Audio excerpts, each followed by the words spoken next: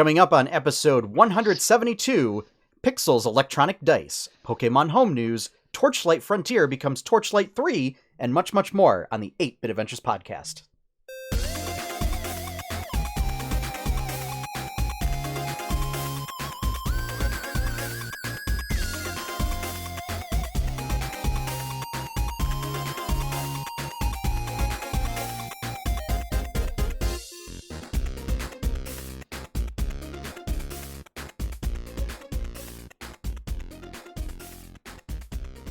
Hello, everyone, and welcome back to another episode of the 8-Bit Adventures podcast, bringing you the latest and greatest geeky news of the week.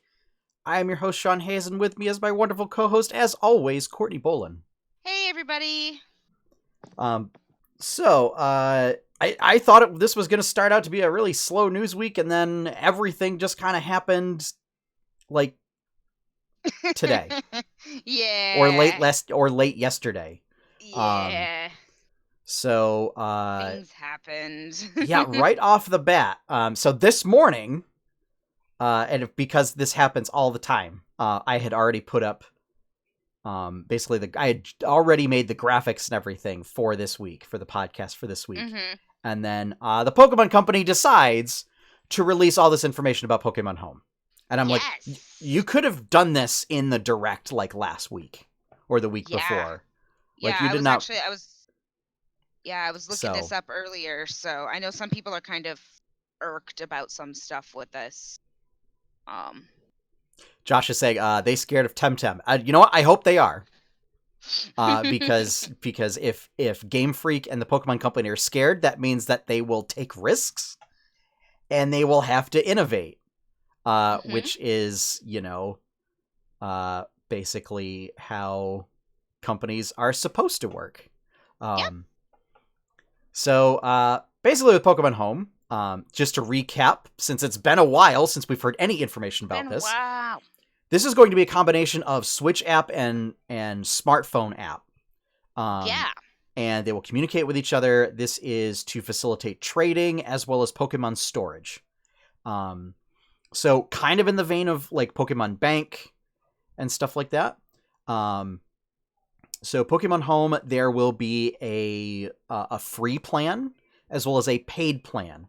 And the differences between the two are basically you get like basic functionality out of the free plan and you get like more enhanced features with the paid plan. The paid plan is basically the best deal you can get. It's $16 for the year. So a lot of people are complaining about the fact that Pokemon Bank costs $5, and this costs $15, and they don't feel that the extra features are worth the additional cost. I don't know. $16 for a year is still really cheap. So, I mean, that's like $1.50 a month. Yeah. And you know what's even cheaper than that? Becoming a patron on Patreon. You can, if you only want to do like for a month or two or whatever, you can do 1 month for $2.99 and 3 months for $4.99. But I mean, if you're going to be using this all the time, you might as well do the 12-month because again, it's $16. So, basic features. You can store up to 30 Pokemon in the app. You can put 3 Pokemon in what are known as the Wonder Box. So the Wonder Box is basically Wonder Trading. Or for those that came from Sword and Shield, they called it... I forget what they called it. Oh, actually, I think they called it. I think it was called Wonder Trading in Sword and Shield, and they called it Mystery Trading or whatever. You mean Sun and Moon? No. X and Y. X and Y. We're in Sword and Shield right now. So Sword and Shield, actually, I think they do call it, they call it like Mystery Trading or something in Sword and Shield. Oh, okay. But it's basically the same thing. It's, you put a Pokemon in the box, and at some point it will get traded to another Pokemon. You don't know what you're getting. So. Okay. But you can essentially you can queue up 3 of those trades at once. Yes, thank you, Driz. Surprise trade, it's what it's called in Sword and Shield. Ah, there we go. So Wonder Trading was the original name, and it was a nice little name. You can put one Pokemon up on the Global Trade Station. Okay, that's so that is where is. So GTS's Global Trade Station, that is you pick a Pokemon, you say, this is what I'm offering. I would like this Pokemon in exchange. And then what it does is it just stays there until it finds a trainer that's willing to do that kind of trade. And then it facilitates that trade. Okay. Josh says, oh yes, the law of surprise trade. Yes. Perfect. There is this new feature called room trading. So room trading is kind of like Wonder Trading, except you set up a room of people. So I think you can have up to like 20 people in the same room. And what this is, you can trade with other people in the room, but again, you're all Wonder Trading in the same room. The difference is like you could set up like you get a link code, so that way it's with a specific group of people. So like we as a group of friends could all participate. Yeah, if we wanted to goof around, we could, all participate in a room for room trading. But it would kind of all be Wonder Trades. So I don't know what the appeal of this is. So with the basic plan, you can participate, you can't host. Yeah. You are also able to do trades with friends through this. So you're able to add people to your friends list and then do trades as you would in game. I'd imagine this will be the primary function because the trading in Sword and Shield is kind of bad. Unless you're going to do surprise trades. Yeah. But yeah, if you're trying to actually trade with a specific person, it's really how it's set up in Sword and Shield is really bad. Unless you do it over local. Even then, it still has a hard time connecting to other people. It is obnoxiously difficult to trade. So this is going to be, I think, the preferred method for trading with other folks. Now, in the paid version... what's this judge function? We'll get to that last. Okay. So, in order to transfer Pokemon from Pokemon Bank, it will require the paid version. Yes. You are able to store up to 6,000 Pokemon. You can put 10 Pokemon in the Wonder Trade box at once. You can put 3 Pokemon in the Global Trade Station at once. You can host room trades, as well as participate. And then the judge function is it judges your Pokemon's IVs and EVs. Oh. So we have this function in the game, especially for IVs once you get to a certain point and you get a special feature unlocked. Yeah.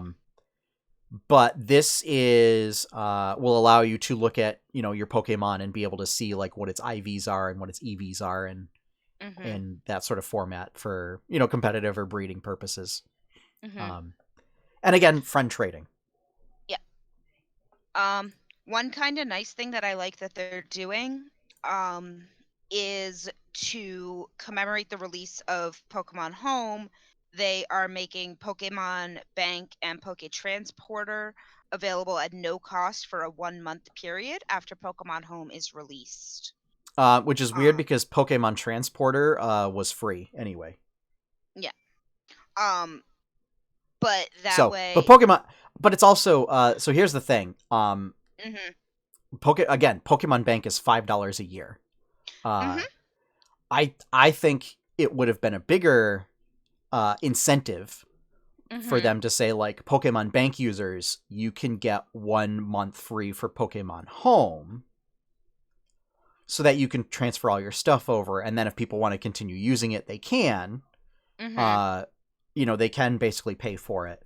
I think they're doing it backwards, and in turn, kind of shooting themselves in the foot because it's Game Freak. In this case, it's the Pokemon Company, but I think they're kind of going about it in the wrong way. I think one thing that's interesting, though, is that for most things, once you move them out of, say, Pokemon Bank into Yeah, I Pokemon was Home, just gonna get to that. yeah, So, I don't like that. stuff from Pokemon Bank, Pokemon Let's Go Pikachu, and Pokemon Let's Go Eevee, due to how those Pokemon are coded, once they're transferred to Pokemon Home, you cannot trade them back. So Pokemon Go is coming soon, but that functionality already exists between Pokemon Go and Pokemon Let's Go Pikachu, Let's Go Eevee. Is you can transfer Pokemon from Go into there as long as they're Gen 1 Pokemon. But again, once they're traded to Let's Go Pikachu, Let's Go Eevee, you can't send them back to Go. Yep. And then from there, you can freely transfer Pokemon from Pokemon Home to Sword and Shield as long as you can find those Pokemon within Sword and Shield. Yeah. And you can freely trade them back and forth. Now, I would assume that this also means that if you can find, like, because you have Sword and I have Shield, like, if I were to transfer my stuff over and it was, say, a Pokemon that was only found in Sword, I would still be able to port it into my Shield. Yeah. No, it's based on generation, not on physical game. It's gen, not based on, okay. Yeah. And in fact, that will be an easy way for somebody like Driz that owns both copies of the game to move Pokemon between those two games. And he's saying, I hope Pokemon Home launch includes Pokeball form Vivillon, like when Bank launched. It's just one of two forms missing from my collection. I don't know about that. I would assume that if it was available in X and Y and you're able to transfer it further. And I don't know, because if Vivillon, I think Vivillon's coming, right? With the expansion. I think they mentioned that. Or we saw that in a screenshot or something. If that's the case, where Vivillon can be captured, that you'll be able to transfer it. If you're talking about a promotion, they haven't mentioned anything about any specific promotions that they're going to do as far as as far as event Pokemon. So, hopefully that clears that up. So yeah, I know I'm certainly looking forward to this just from a management perspective. But yeah, I know a lot of people are still upset about the whole national Dex thing. But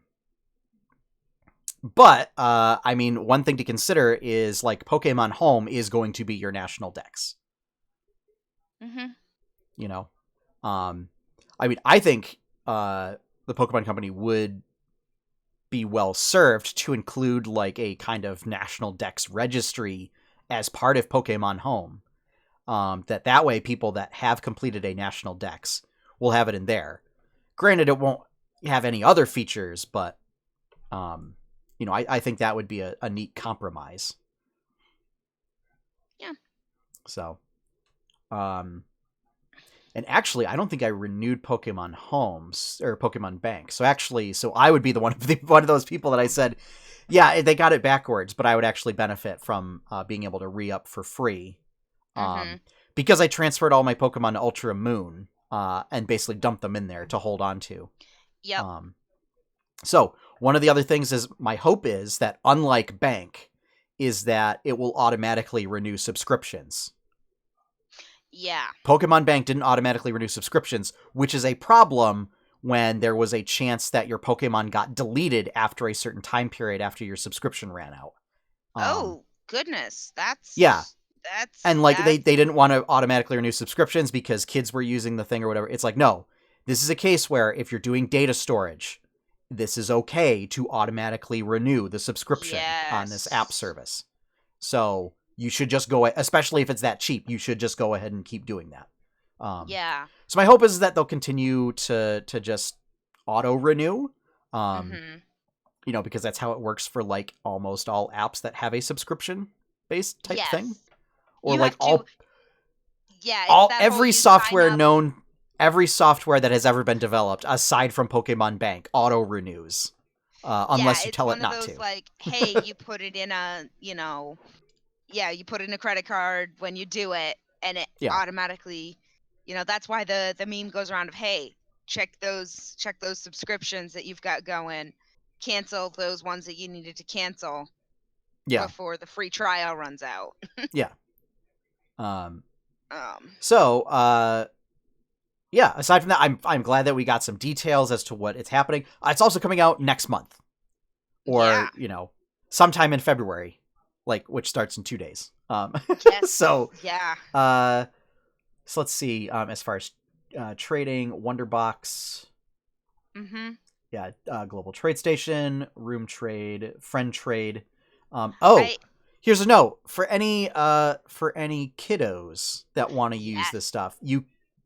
I was The just about to features, say that. you cannot add and manage friends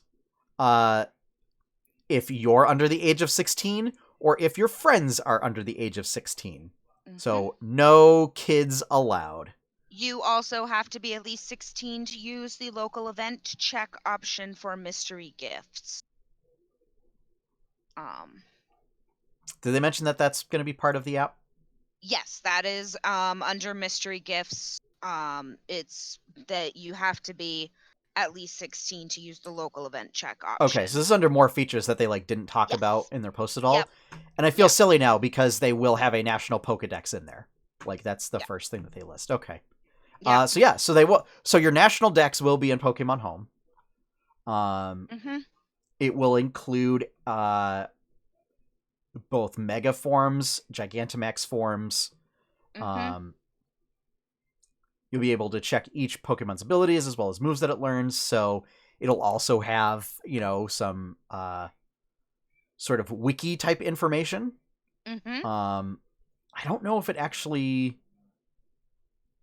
So I don't know if you'll be able to see what each of those moves and abilities do, though.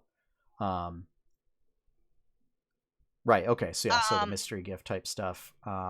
Yeah, it says you'll be able to check each Pokemon's abilities as well as the moves it can learn.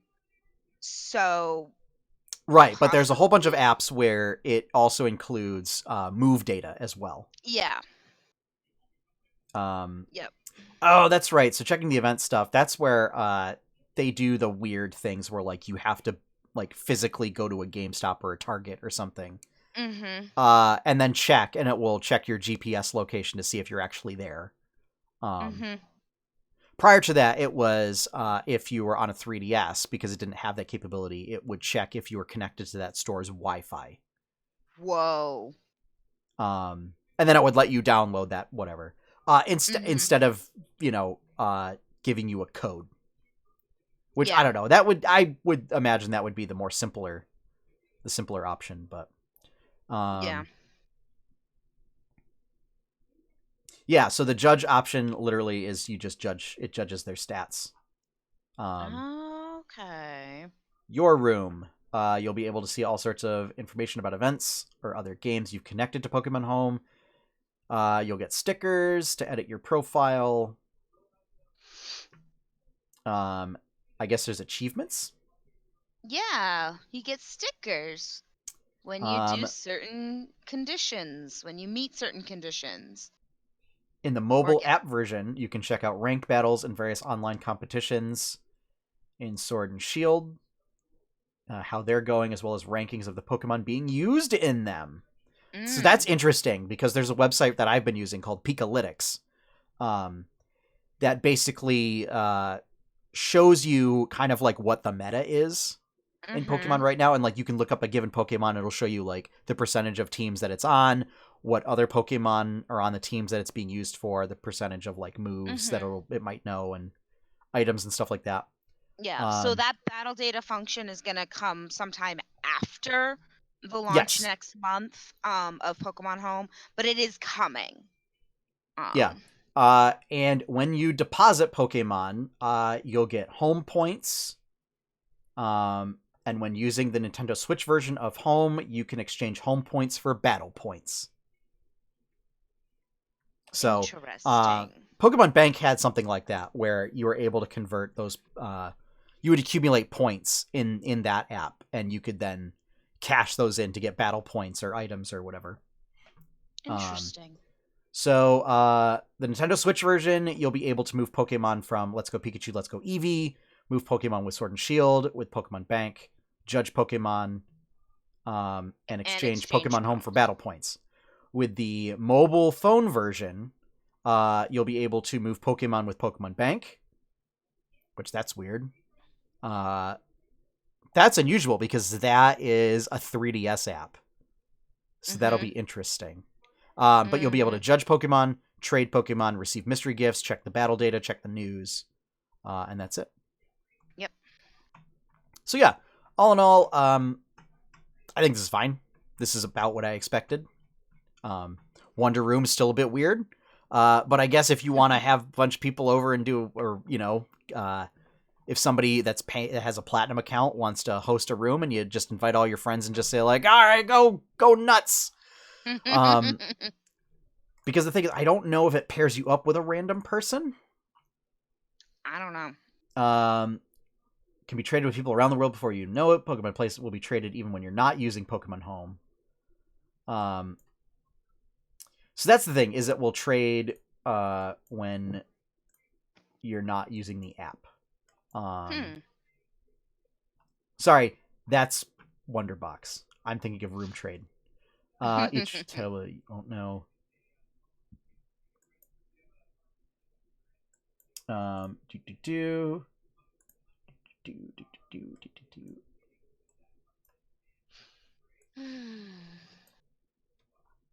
there we go. I didn't have the. There we go. Select Pokemon. Okay, it doesn't say. So I can see it if you know who you're going to trade with. I mean, and you're communicating with them outside of the app, through Discord or through chat or something like that, then sure, you both can just set it up, and then hope the other person's not lying. But you'll know soon enough. Otherwise, yeah, then I don't necessarily know what the appeal is, aside from seeing the other people and doing wonder trades. So yeah. I don't know. But yeah, I'm also glad that it's finally coming out soon. Yeah. So that way I can pull all my Pokemon out of It is Ultra safe Moon. to say it is coming out in the next 30 days. Or 31, because February has 29 days this year. True. Yeah. Yes. And then within the next 31 days. Yeah. So yeah, I'll just be glad to get my Pokemon out of Ultra Moon, because I've given up on realistically playing that game. Oh. It's I have too much more stuff on Steam and Switch at this point. Like I'm not going to get to it. No, that's fair. That's absolutely fair. Yep. And if I go somewhere, I'm going to bring this Switch. I'm not going to bring my 3DS. No, I'm bringing my Switch. Yeah. So. All right. Yeah. Up next, Torchlight Frontiers. Yeah. This was so Torchlight is a series. It's kind of like Diablo. Was made by the original Diablo team, and was ARPG, kind of like a cartoonish art style, about kind of sort of like a steampunk arcano punk setting, where you go. So Torchlight 1 was you go deeper and deeper into this cave, and it built around the town named Torchlight. Okay. Torchlight 2 picked up where that story left off, where it was one of the heroes from that game became corrupted, and you got to go chase after that hero, and you're chasing them across the world. Torchlight Frontiers was going to be sort of the third installment in the series. It was going to be an MMO, like a free-to-play game with an in-game cash store. And it was made by a different studio because the original studio went bankrupt and closed. Oh. They went through a number of alphas and some basically getting a lot of feedback from users. and they Yep. decided this isn't the right direction for Torchlight. So, Torchlight Frontiers is now just going to be Torchlight 3. They said, yeah, it's going to make more sense. We're just going to do it. It can be offline or online. I presume the online will be if you want to do online multiplayer. But it's going to be much more like the first 2 installments. So, same kind of story arcs. It's going to have similar act structure. Not going to be MMO.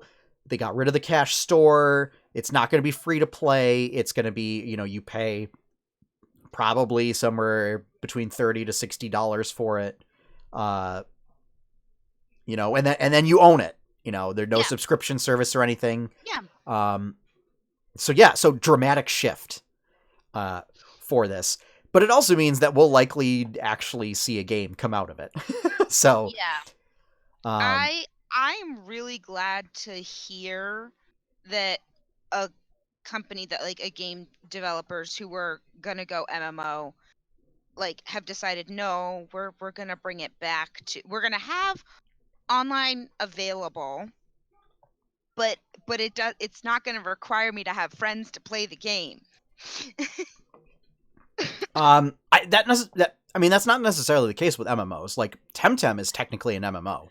No, but if it is going to be mostly online, like there's reasons why I have major issues with Fallout 76 because it requires you to have friends to play the game. To be able to, because yes, you can play it on your own.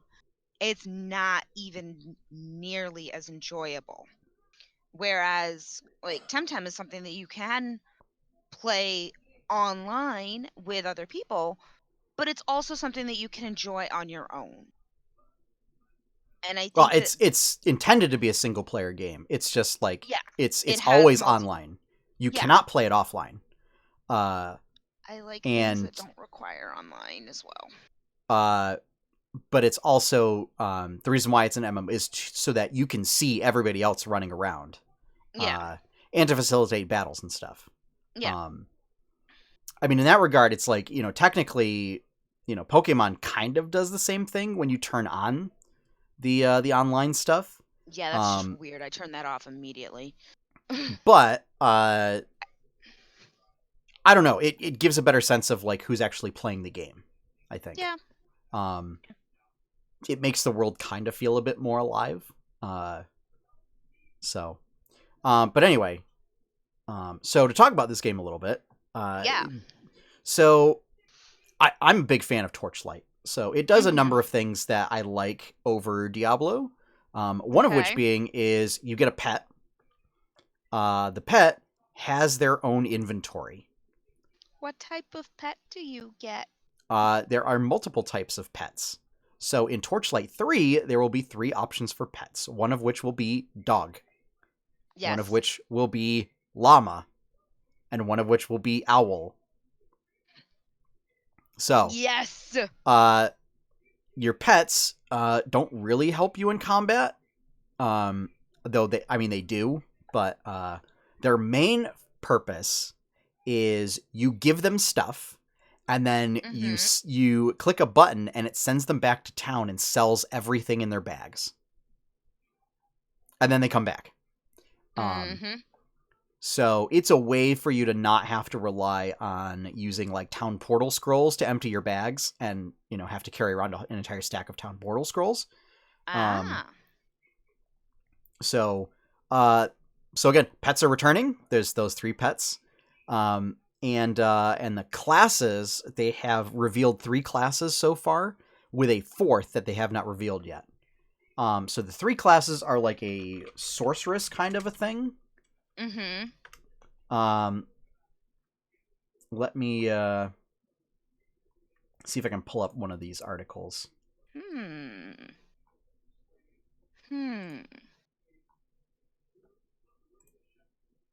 I'm still just thinking, which is better, a llama or an owl? Because, like, obviously dogs are great, but llama or owl? I think llama. Okay, so there is the Dusk Mage, Okay. which uses light and dark powered attacks that power each other up. So almost for Warcraft fans, kind of like current Boomkins. Okay. I think at least definitely when they did the big change to Boomkins and introduced like the day-night cycle for them. So like that it incentivizes you to like basically use like sun-based attacks and then moon-based attacks. There's the Forge, which is a robot on spider legs that operates on a heat system. So like you spend heat to use abilities and then generate heat with other abilities, and then you can overheat.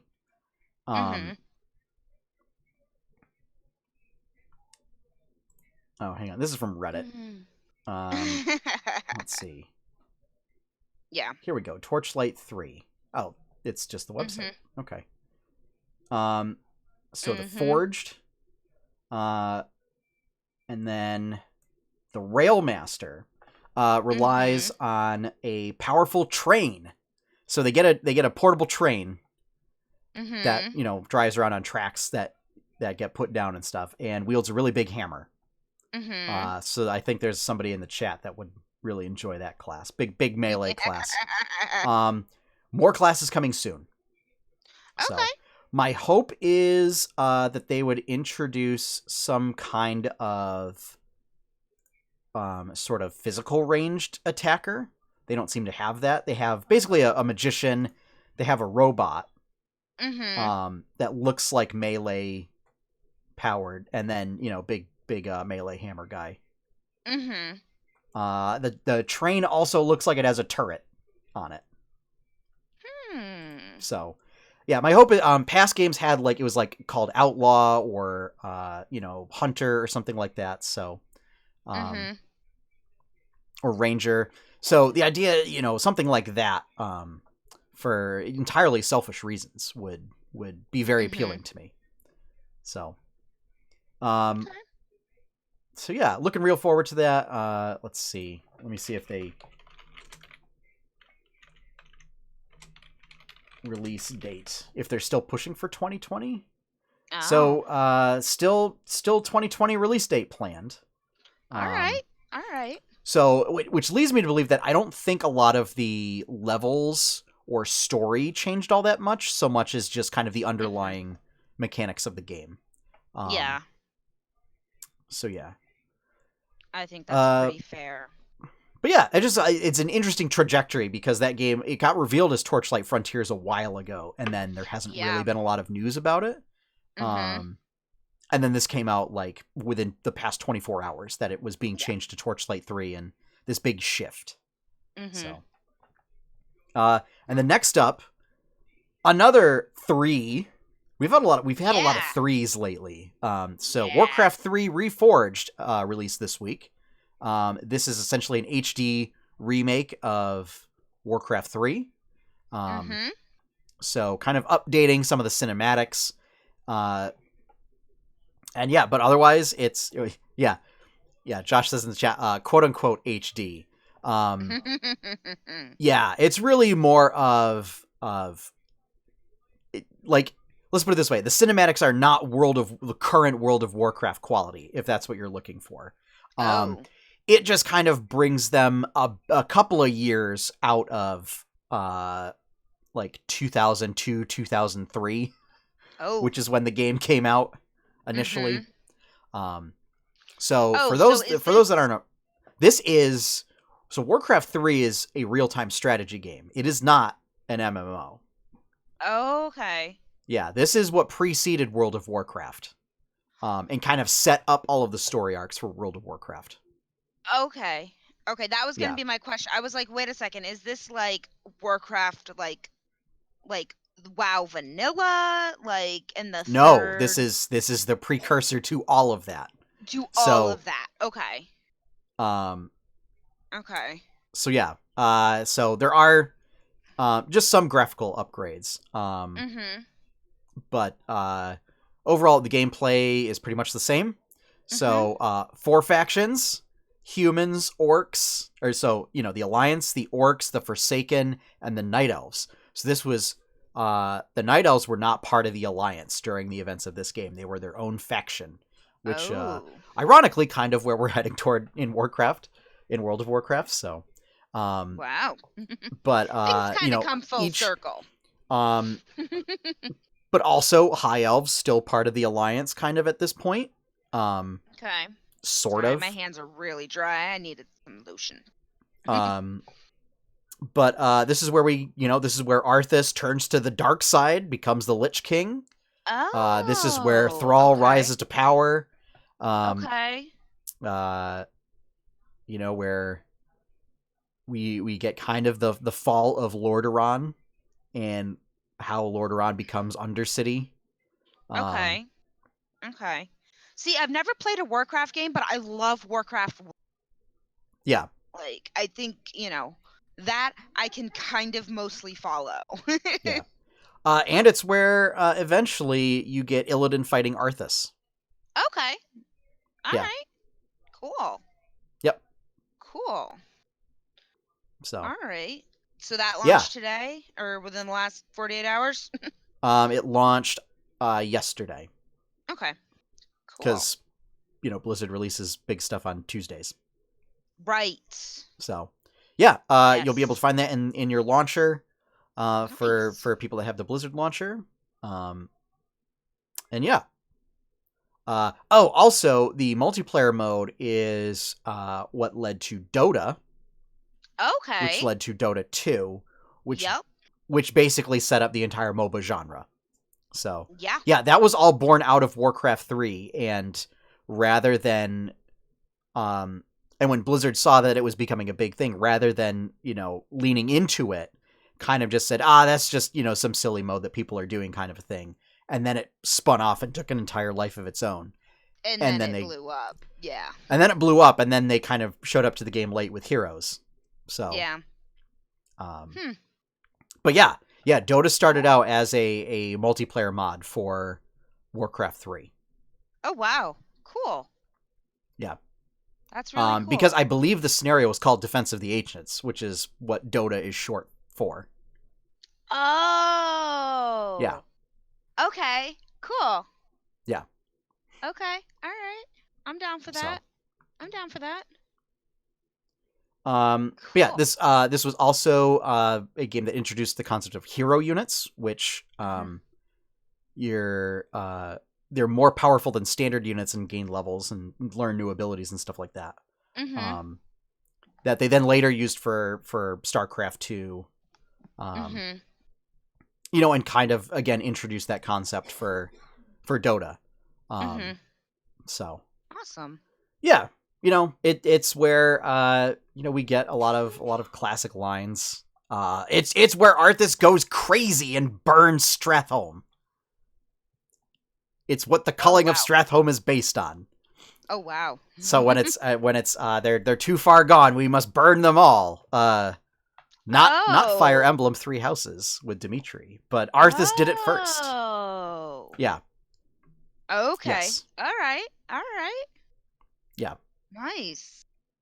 Cool. I might have to watch some gameplay of that. See what I've been, the good news is Courtney is that you have like 15 years worth of gameplay that you can look up anywhere. I do. Yeah. So, yeah. Awesome. That's really cool though. Yeah. So next up, this is just a really quick thing, but for fans of the Blood Hunter from Critical Role, Matt Mercer has posted a revised Blood Hunter, taking a lot of feedback that people and one Taliesin Jaffe have had for that class. Made a revision, put it up on DM's Guild. It is up. So I believe Blood Hunter before was only up for like a couple dollars or was even free, and it was like a suggested donation.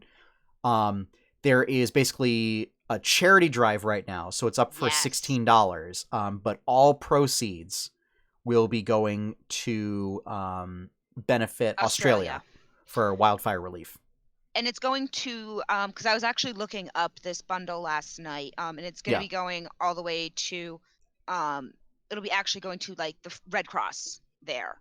so they'll be doing what they need to with the money. And Okay. this bundle is, oh my gosh, so much in it. As well, with the including the blood hunter, but there's also a monster cooker, a something about sweets. There's like all sorts of different adventures in it. The bundle itself is originally like $150 or something like that.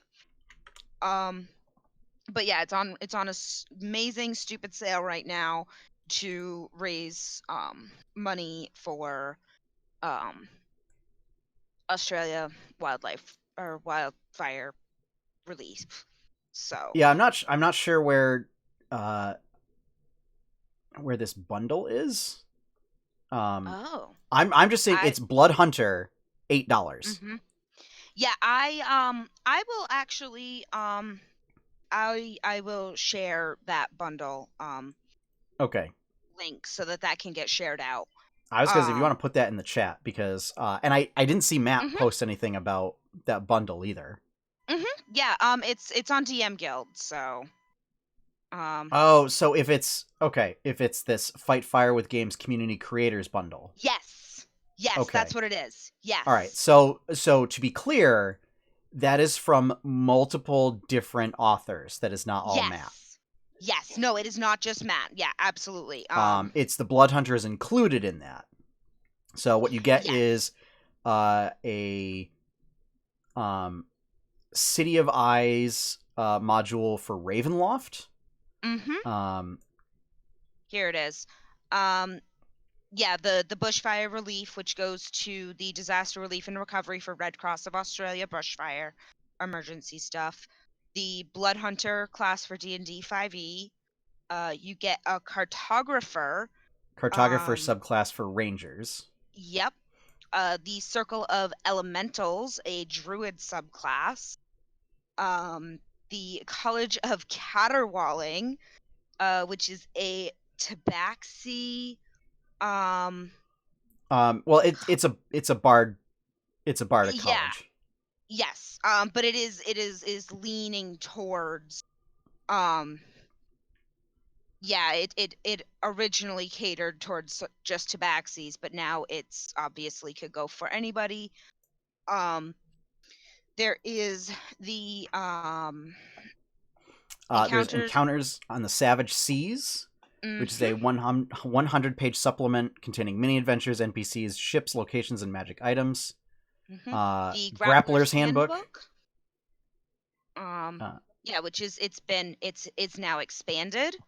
Um and so uh yeah, it'll give DMs and players options when it comes to using grappling. Um, the Greenhouse of Nightmares. Um, okay, so we I don't. So looking through this, I would yeah. say that if you're a big fan of DM's Guild content, you might want to support Hmm. this because this bundle is $10. And Yeah. I think the 150 that's the normal price of everything included in For the bundle. that's what I mean. Yeah, it would be that would be Um, the price for everything included. there's a You lot of get the joy stuff of in monster here. cooking, everybody. You could get the joy of monster cooking, the all-purpose adventurer's cookbook. Um, it's just ways to incorporate cooking into your game. Um, Well, here's the thing. So they call it a new tool, yeah. Chef's Utensils. That's not new. That's in the player's handbook. Um, I'm not sure. To be very honest, I'm not sure. It's literally in Um, the player's handbook. So that's just, um, maybe they've reworked it differently. I Um, I don't know that, but they're marketing it as a new tool. Anyway, so mhm, if you're a fan of DM's Guild content and you like using that stuff, you might want to check that out. mhm. Um, as far as the Blood Hunter in particular, after the charity drive is over, the Blood Hunter will be updated to this version on D&D Beyond. Yes. So if you purchased it on D&D Beyond, or have it unlocked or something there, I can't remember how that was unlocked. that will automatically update for you. Yep. So I believe it includes things of like it actually transitions for being int based instead of wisdom based. Yes, it does. And has a lot less maximum hit point reduction, so that you're not permanently, kind of screwing yourself over with mechanics. It's that you lose hit points, which Matt introduces a way where you essentially take damage, but it would bypass damage reduction.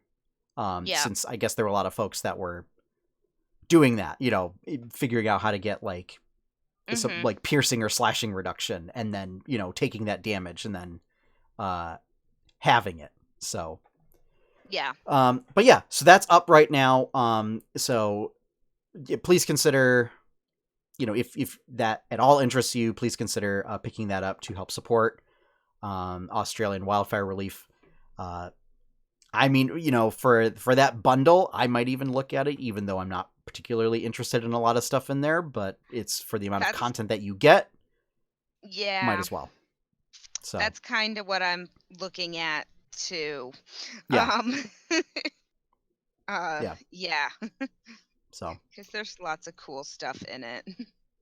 And then to transition, last up is we have Pixels dice. Yeah. So I saw this on Twitter because someone shared it to Laura Bailey. These are dice that this company is creating that essentially have electronic chipboards inside them. And have open source software where it can connect to your phone, and and they have electronic lights inside the dice that when you roll them will light up in various patterns and colors. This company is basically kind of gearing up and getting stuff put together for a Kickstarter in June. So this is a while before these are going to go out. Which means Courtney has 6 months to freak out and be like, "Oh my gosh, these are amazing." Cuz yeah, these are beautiful. You'll be able to actually they know when they're rolling, so, and what face they land on, so you'll actually be able to set up customized light up animations. So like if you roll like a 20, it'll like flash, do something like that. You'll be able to change the lighting on them through the app. They are still standard size D20s, which is nice, and they actually will also have wireless charging. Which will last. Each charge will last up to 5 hours. 5 hours. Yes. And they can direct your phone to play sound effects. Yeah. So when you get it, if you roll a 20. And it also sounds like they're going to incorporate something to maybe tie into like Roll20 or other, I guess, D&D like dice rolling plugins or whatever, because it says they can even be used to play D&D online, which makes me believe that like you roll that and it'll import those values into those plugins. Yes. Yeah, because you can they'll Bluetooth connect, so you'll be able to keep track of what your rolls are, and all of those different types of things. As Sean said, the Kickstarter is, they're expecting that to go live in about June. They are planning on being able to start shipping out 6 months after the campaign ends. We all know how a Kickstarter really works. Let's give it a year. And right now they're aiming for about $25 to $30 per die. A full D&D set with a carrying case and charging case will also be available. And they're not really sure about any stretch goals right now because they want to make sure that they will hit their first goal anyway. These are insert holiday and or thing happening, and this is my gift to myself. Christmas, birthday, graduation, whatever we want it to be, Courtney's getting a set of these. I also threw some links in the chat. One is to pixels-dice.com, which is their website. Yes. But also, sort of, I guess you could call it the, I guess, God, I can't think of the word. Like status report on them, which is at hackaday.io/project/28377-electronic-dice. Yes. So they're sort of charting their progress on Hackaday and including like their logs, files, components, because they want the software to be open source.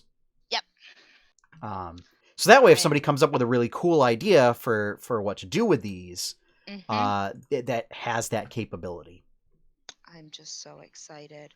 So they've also worked really hard to make sure that these dice will be balanced.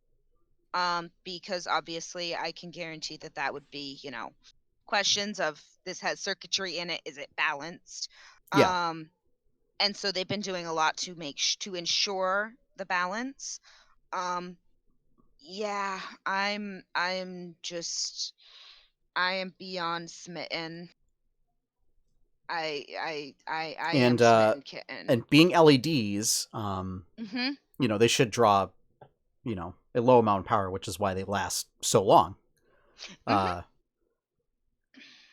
only thing is though I have a feeling that like, let's say that I wonder if there's a way to turn them off so that they're not constantly lighting up in transit. I would imagine that it would, that goes with, you can control it by the app. I would imagine, that you'd either be able to control it by the app, or as I said, there is sensors in them, so you can well, the sensors are an accelerometer, which just tracks if it's being rolled. Oh, okay. Yeah. So maybe it's not. Yeah, my question is, like, if you put them in a dice bag, they're rolling around while they're in your bag. So hopefully there's like a on-off function on the app. So that way they're not constantly turning on in your bag, and then Yeah. Yeah. I would imagine. Yeah, because they're saying they do have a that wireless charging, so place them in the carrying case to recharge them. Each charge will last at least 5 hours of constant play, more if you can keep yourself from fidgeting with them.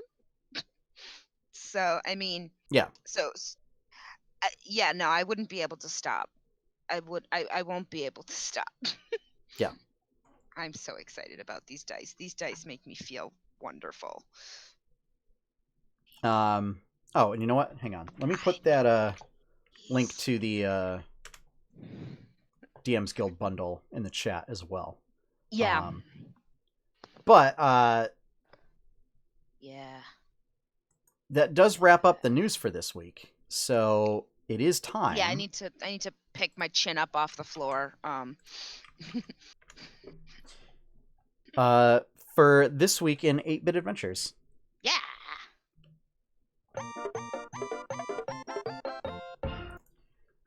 So we had episode 3 of Dark Matter out this week. Had a lot of fun with that. Interesting to see where everything's going. We will only have 3 more sessions for Dark Matter. Yes. So it is intended to be a miniseries. And, it may come back, during next winter. Maybe next winter. Knock on wood, everything continues the way we're continuing. Just because of drastically changing family situations. So we'll see. But, if all the streams continue the way they are, basically during our winter break next year, we'll continue with Dark Matter again. But yeah, I'm having a lot of fun. These characters are great. And we got a lot of really cool, interesting gear. I kind of feel like I got the short end of the stick compared to everybody else, but I don't know. My thing is going to get taken away from me. Probably not.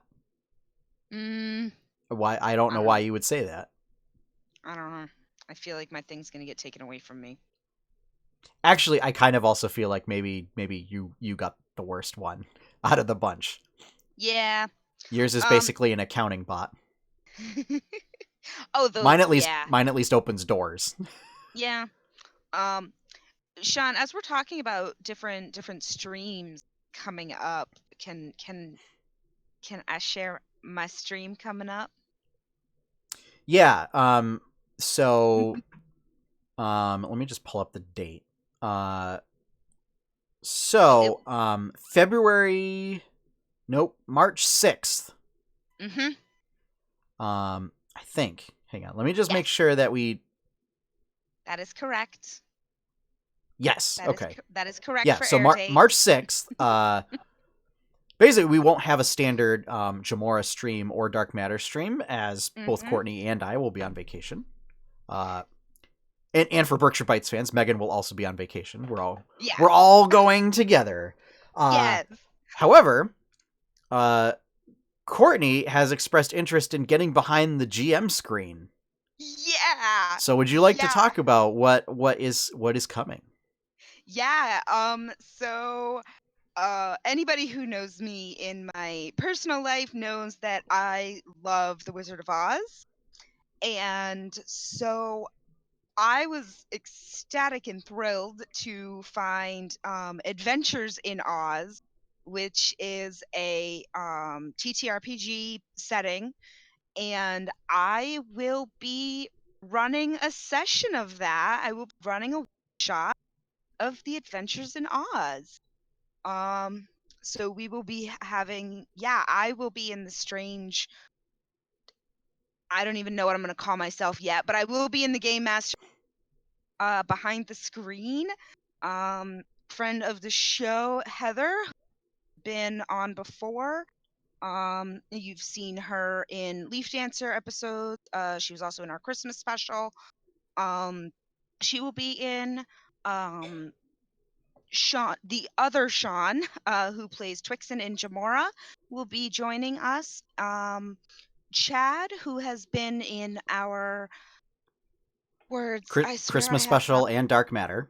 Yes, Christmas special and Dark Matter will be joining us, as well as two other folks, which will be awesome.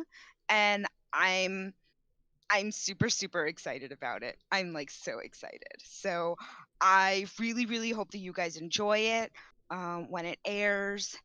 And yeah, I'm nervous and excited.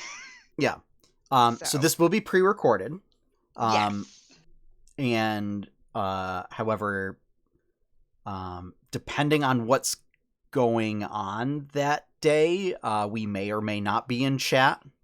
It will be on a Friday at 7:00, so we'll see. But yeah, so that way you'll get some content. It'll give Courtney a chance to get behind the GM screen. And I'm totally not terrified at all. Everybody wins. So, yeah. But until then, we will have 2 more episodes of Dark Matter. Yes. At least. Oh, wait. Is it only 2? It is only 2. That Sorry. was the other thing I was thinking. Right. So we have only 2 more episodes of Dark Matter left. Yes. Right. And then after that, I believe that after that, it is time to return to our regularly scheduled programming. No. So the studio won't be available March 20th. I mean, this is so far out, but we'll have another episode of Leaf Dancer, and then on April 3rd, we will return with Tales of Jamora. The Kraken's Wake. That's right. We have one more Leaf Dancer involved in first. Yeah. So we have all that cool stuff coming. Before then, much before then. So 8-Bit Adventures Draws this week. I will be doing more coloring Chapter 1 comics. Nice. Since you all insist that you want a colored book as opposed to a black and white book. So this means that I have to spend all that time coloring all those old comics in order to get them ready for print. So, and then it is looking like there will be a bonus 8-Bit Adventures Plays stream this week. Woo! It was kind of dependent on when we were going to the movies. We're going to the movies on Saturday. And it looks like we're going to the movies in the afternoon, so I'll be free later that evening. So, we're going to do 8-Bit Adventures Plays Temtem. Cool. We're gonna play some Temtem that night. So I'm probably pop into chat. You want to see what that game's all about? See my super cute, adorable Temtem monsters and using super snarky flavor text abilities. Nice. By all means, and I will be happy to answer any questions you might have about this game. Since it is an early access. All of the puns that I will make. Yeah. So, that'll be 8 p.m. on Saturday. Cool. So. Awesome. And because I said it, now it has to happen. As far as comics, we got 3-18 full stop. Yeah. Unexpectedly, no catastrophic failure of the game code this week, and they just, hit the wall, hit the barrier, as the barrier was intended to work. So, looks like the crew's going to have to find another way to get into the underdevelopment zone, the under maintenance area. So, I don't know. And then for patrons, the Many Faces of Speedy series will continue this week for the Speedy and Monty comics. So, if you want to see that, become a patron. Yay! And with that, it's time for Quest Log.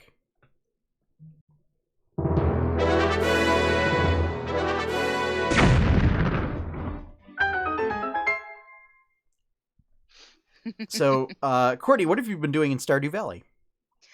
Honestly, unfortunately, not too much. I have been working on, honestly, I've been going through the skull mines mostly. Okay. Now that I have, I built my desert obelisk, so I can easily go back and forth. Okay. I'm spending a lot more time in the deserts, and just seeing, kind of like doing deep dives, see how far I can go,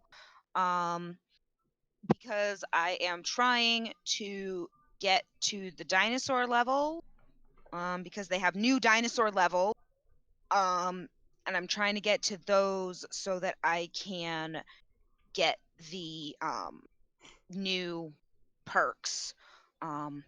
I've also been like trying to get to the mummy levels and blowing them up so that I can again go back to the Monster Hunter Guild thing and get those rewards. Yes. So that's kind of the only gaming I've been doing. I also started a Dr. Nine scarf. Combining the Mighty Nine and Doctor Who's fourth Doctor pattern, scarf pattern. So, yeah. Nice. What about you, Sean? You've been up to a lot. You've been playing a lot of games. Yeah. So, first off, last weekend I went up to visit my friend Seth. Local folks might know him as Seth Brown. He's sort of a local comedian, poet, musician, rapper. But I know him as a fine connoisseur of board games and card games. So he has a game called Mr. Card Game, which is basically the Kingdom of Loathing card game. For folks who are not familiar, Kingdom of Loathing is a browser RPG that revolves around like stick figures and internet humor. Beautiful. And so it's been around for a long time. I think it was big maybe like early 2000s. So it's been around for like almost 20 years at this point.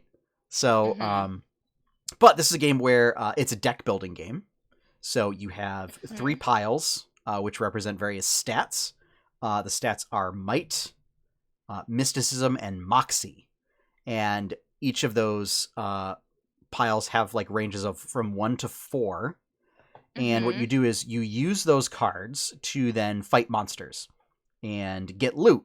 And the loot will give you bonuses in various stuff. So one might give you bonus to range damage, melee damage, spell damage, defense, weapon damage, which applies to either melee or range damage with a weapon. And other stats.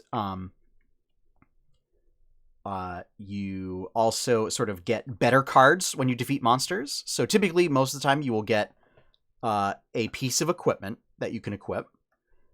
You will get basically a better stat card that you get to add to your deck.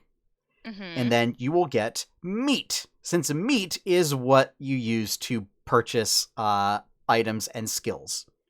And so there are passive abilities like Meat Acquisition +2, which means that when you defeat a monster, you get 2 extra meat.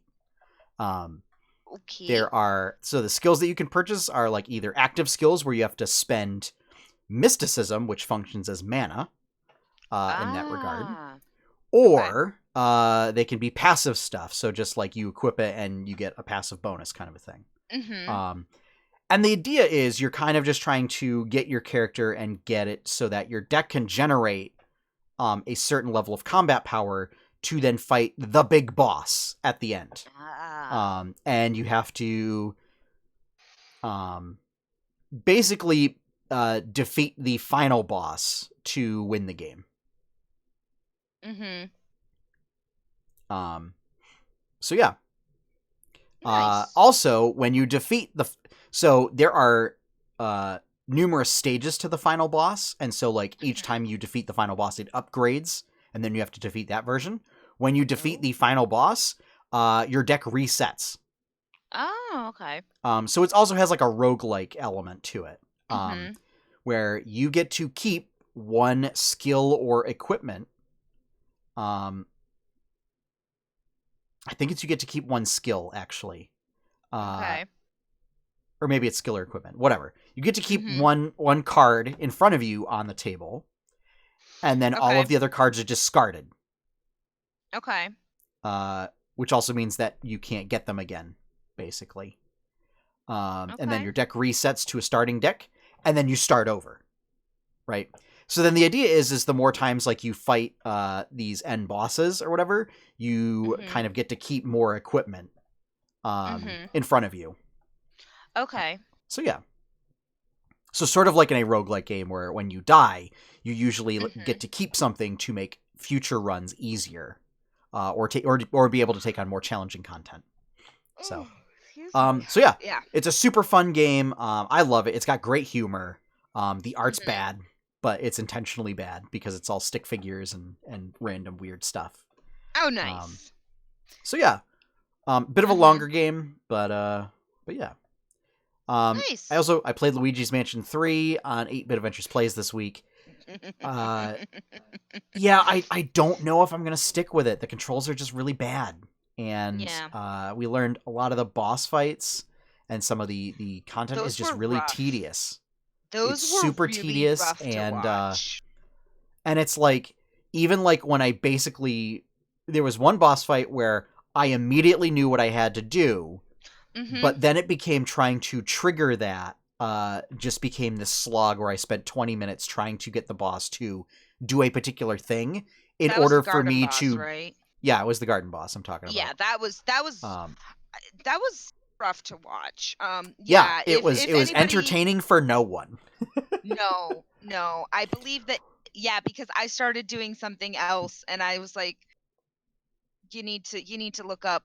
We need to help. We need to look up how to do it. And by then you'd figured out what you needed to do. But again, it was just triggering it. Well, and then even when I knew what to do, it was because the controls actively work against you in that game because it uses Resident Evil 1 tank controls. Yeah. It became a slog just to try and, again, get the boss to reach out in the manner it did because it requires positioning. Folks, if you're gonna make a game that requires precise positioning, make it easy to position. Don't also require that that you rotate your character around with the right stick. Just have it so that your character runs in whatever directions, like it does for Mario Odyssey. It's like it requires precise positioning to the level of a platformer without having any platforms.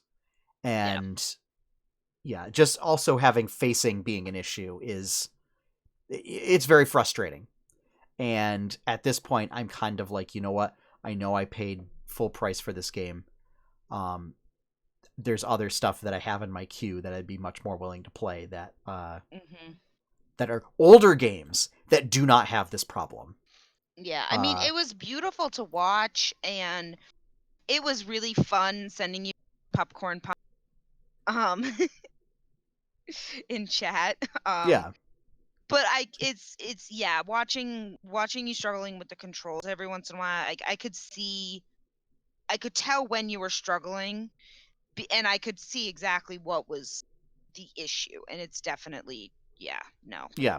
So I mean, if I can get around to it, I'll make a highlight reel, but I probably won't. And it's just, you know, I would have to say, I mean, the highlight reel really just has to be the chat.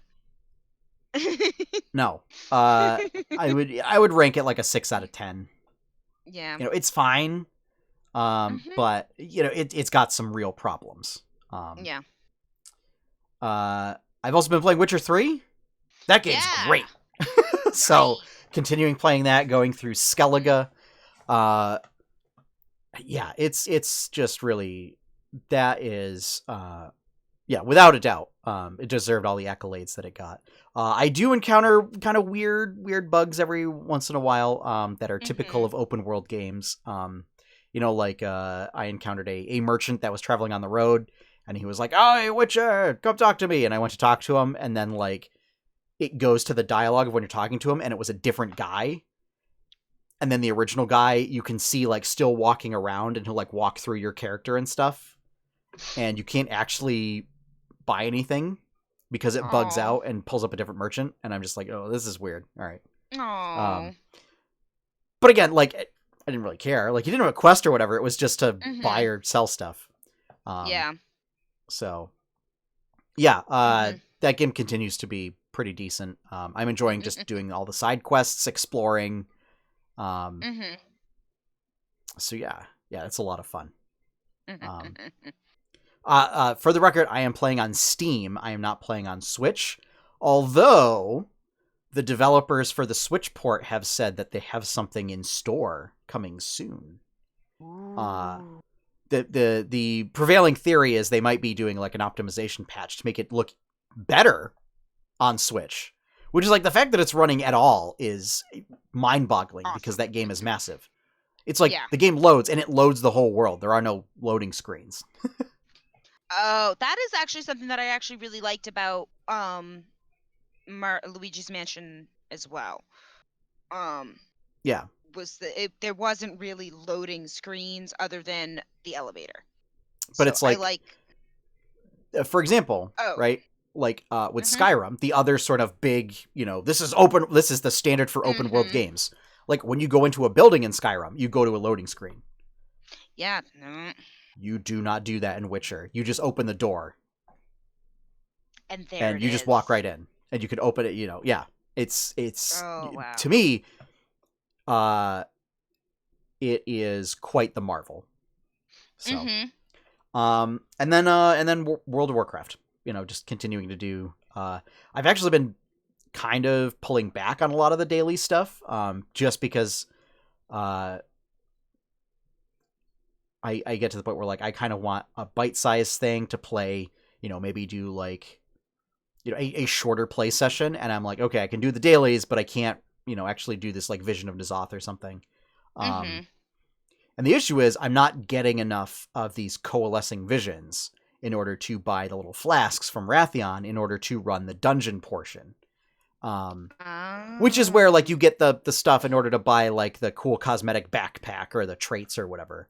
So so my progress is kind of slowed on that front, but at the same time, like I'm not raiding, so I can take as long as I want, basically. Also, Matt Mercer voices one of the main NPCs in What? Uldum. So, yeah. Nice. So he gets to join his buddies Laura and Travis in the game. And Taliesin, technically, although Taliesin doesn't voice anybody important. He's just like Draenei number 4 or something. Yeah. Whereas Travis and Laura voice very important people. Yes. Yes. Oh, and Liam. Yes. That's right. Liam O'Brien also I was gonna voices say. somebody very important. Yeah. I was gonna say, isn't Liam in that party as well? Yes. Yes.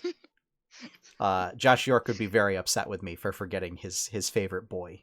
So I still remember when Marisha for Halloween, did the she dressed up as Grunt, for all of the background voices that she's done for different Yes. things. Yeah. Like, love it.